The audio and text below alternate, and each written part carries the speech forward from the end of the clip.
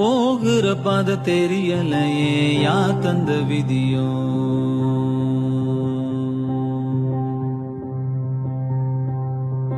தூரத்தில் வரும் வெளிச்சம் எல்லாம் நீ செல்லும் வழியோ.